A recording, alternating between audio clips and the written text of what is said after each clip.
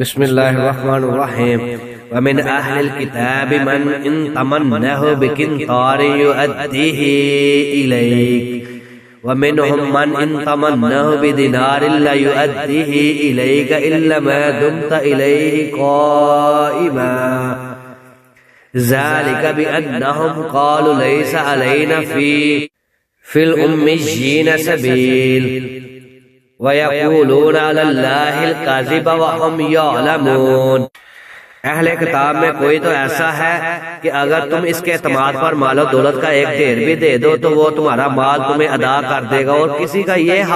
حال یہ ہے کہ اگر تم ایک دینار کے معاملے میں بھی اس پر بھروسہ کرو تو وہ ادا نہ کرے گا، الہیا کہ تم اس کے سر پر سوار ہو جاؤ۔ ان کے اس